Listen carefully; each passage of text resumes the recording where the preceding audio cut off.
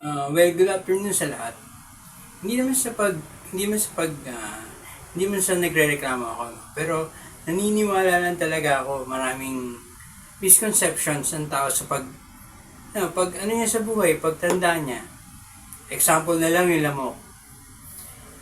Pag ang lamok lumapit sa iyo, papatayin mo agad yan, di ba? Kasi ang iniisip mo ano yan iniisip natin ano yan sasaktan lang ako niyan, bigyan lang ako ng sakit niyan. Yun lang yan Pero hindi natin alam. Ba't lumalapit sa atin ang lamok? Ba't lumalapit sa atin? Pero kahit alam nilang papatayin natin sila, lalapit pa rin sila sa atin. Bakit? Kasi may problema talaga yan. At ang problema niyan, gusto na niyang mamatay. Ba't ko nasabi yun? Ito kwento lang sa akin ng barkada ko to nung college, bali. Uminom pa kasi ako nung college, ngayon hindi na. Kasi medyo Tapos nakwento niya sa akin. Tapos ano ba yun, lumapit sa akin, talagang lasing makbay na lasing. Alam mo ba pare, kasi yung nainuman namin malamok nun Ang lamok ng spot nila, sobra. Hindi sila naglilinis ng bahay, nakakainis. Tapos lapit siya sa akin. Alam mo ba, kasi pinupugpug na ako ng lamok Tapos lapit siya sa akin. Alam mo ba, pero ba't lumalapit sa'yo yung lamok? Sabi ko, bakit? Kasi may problema yan. Sa sobrang laki ng problema niya, gusto na niyang mamatay. Paano mo nalaman yun? Paano mo nalaman na yun ang problema niya? Pre, bata pa tayo. Lagi lumalapit sa atin ang lamok. Pag lumapit sa atin, automatic patayan, di ba? Imposible namang walang marites sa mga magkakapatid na lamok na yan, di ba?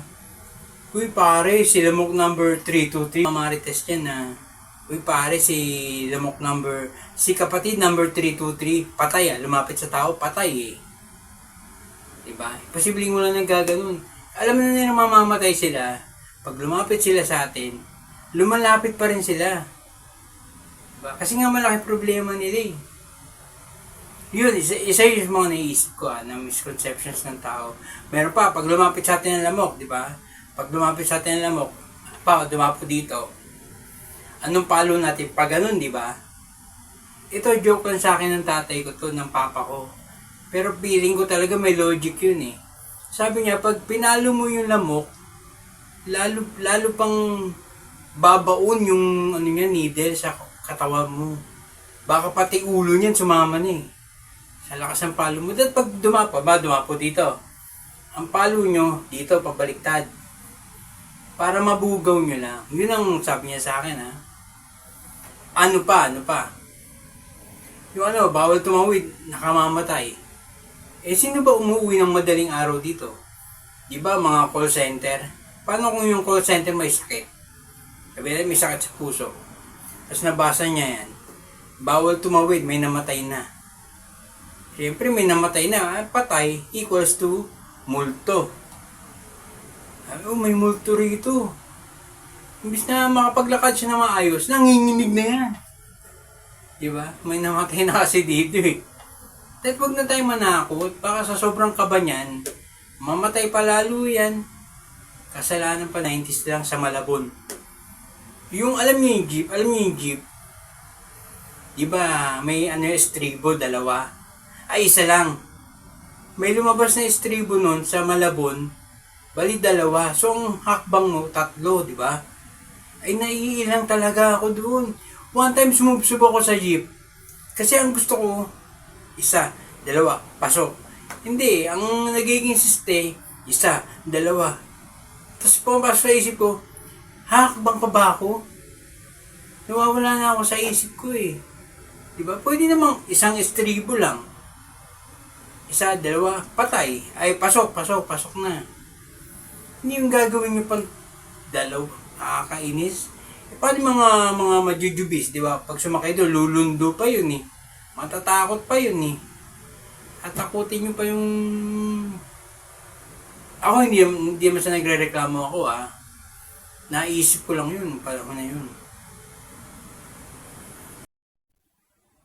ito pa. Ito pa, ah. Ito common to. Common na talaga to. May kinakain kami sa Malabon.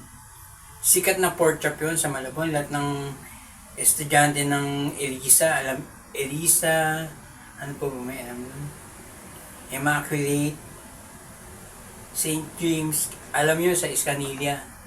Sa Escanilla yung kinakain namin. Masarap na pork chop yun, parang may pangalan na siya. Pero ako dumadayo pa.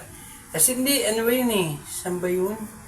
Sa may Escanilla, ano na yun eh,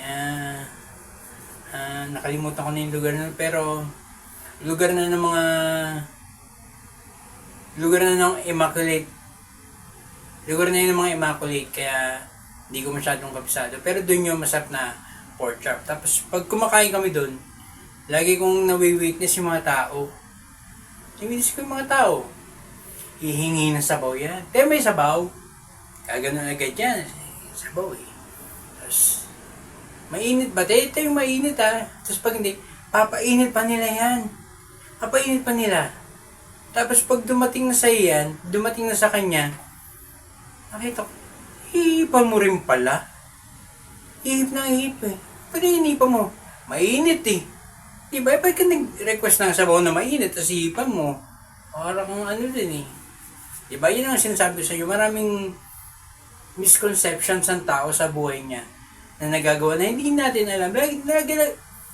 Lagi lang natin ginagawa na parang normal siya, pero parang iba na pala. Suggestions ko lang yun ha. Pag-isipan nyo na lang kung maniniwala ba kayo sa lohe ko. Kayo na bahala.